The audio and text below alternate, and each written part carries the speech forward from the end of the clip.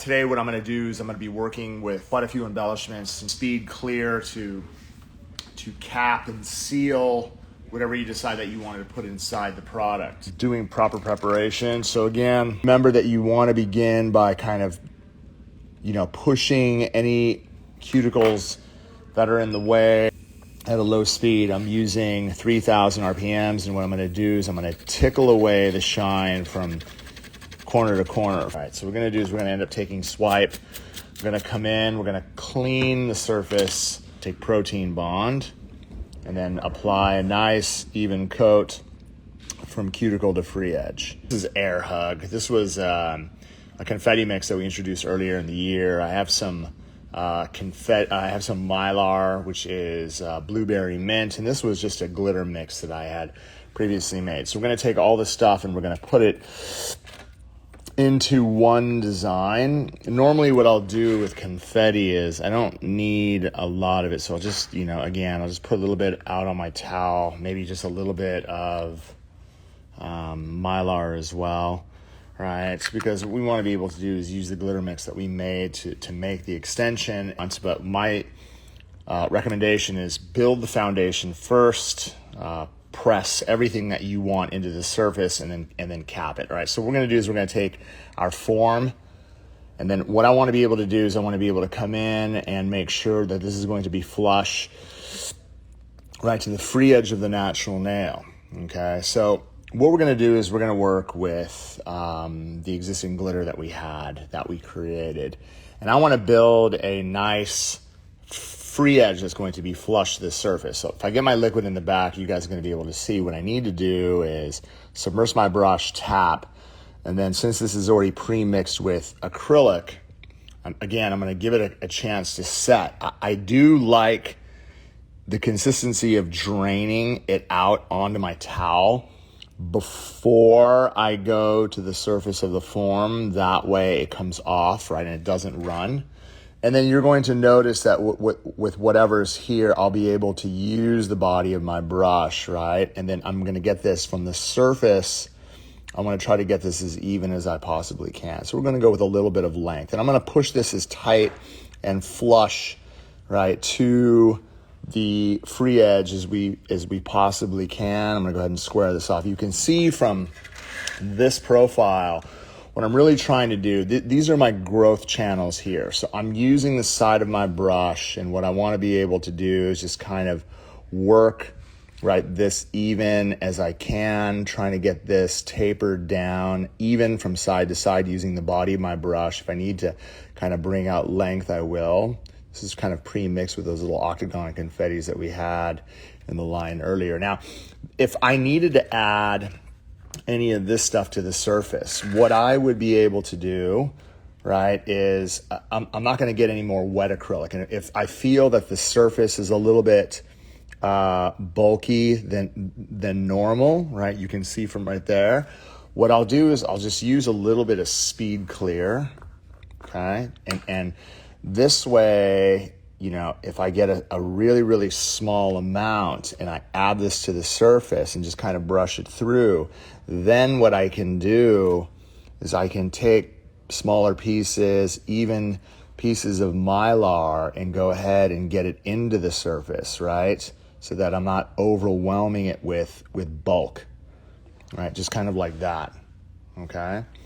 Again, if you see from the side profile, what I'm doing is I'm not trying to add a tremendous amount of thickness. And again, it's a little bit higher than normal, which is fine. I can come in and get a little bit more glitter and then just kind of fade it to make it look like I'm creating that ombre type of effect, and then continue even with the wet acrylic, add, right? Instead of adding more bulk, I could just take a little bit of Mylar and just kind of add it through the surface to get the effect that we want. I love these little confettis because they show up beautiful in the design. Okay, so once we have that on, then what we want to be able to do is we want to be able to overlay the whole entire thing. Since I am working with speed clear, what I'm going to do is I'm going to get a nice healthy bead. So I need to submerge my brush.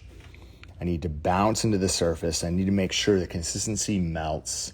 I'm going to count 2, 3, 4, release. Immediately use the tip of my brush as the product starts running down towards the free edge. As soon as it gets down towards the stress area, from the front of the bead, I could really start focusing on brushing this down towards the tip. You notice that I didn't attack it. I allowed the product to self-level.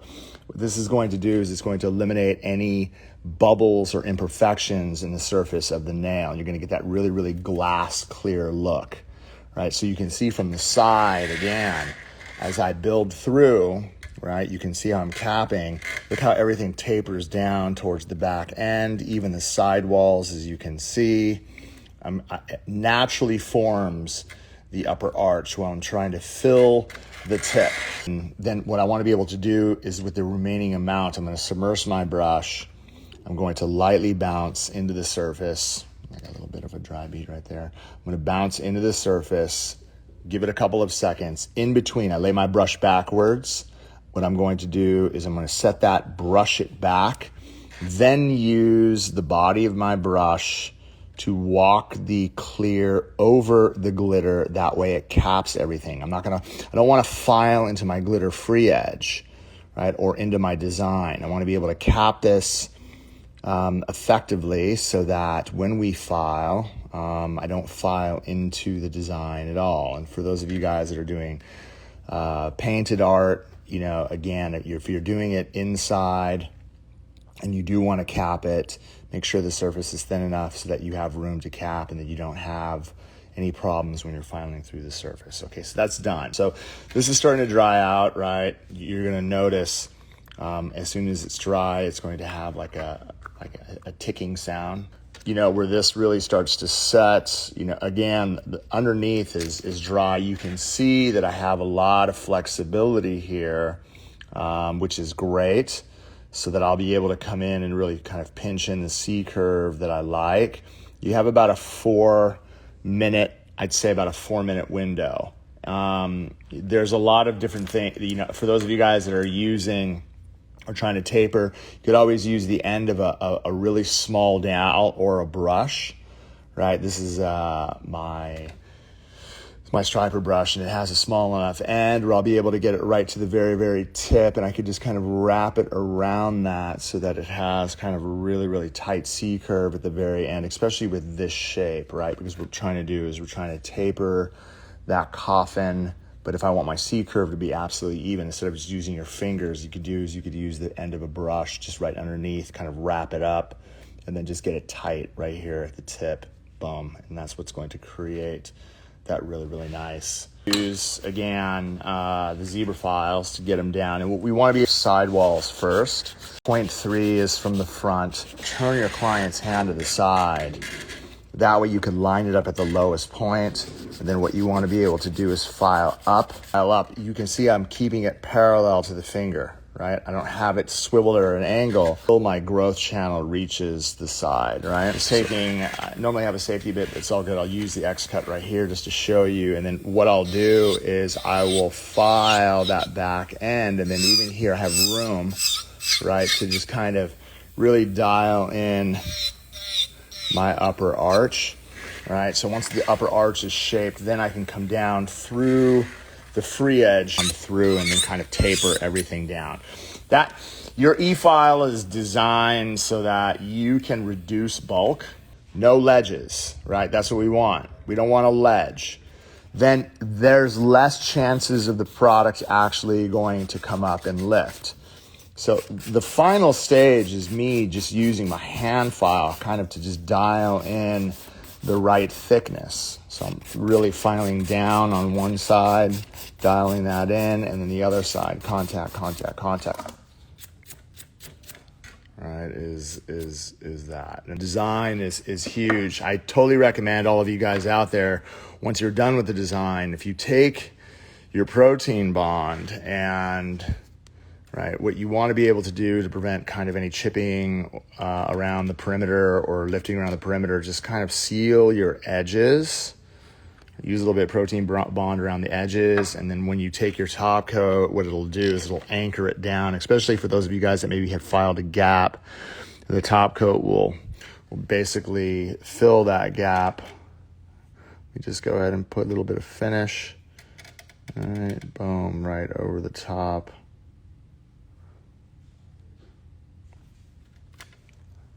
And that's what we want to be able to, achieve all the way through. A little bit of dimension. All right, so I hope that helps. For those of you guys that are interested in online, get a hold of Ray. He'll get you all the info, get you dialed in. Appreciate you all. Love you all. Peace. I'm going to bounce into the surface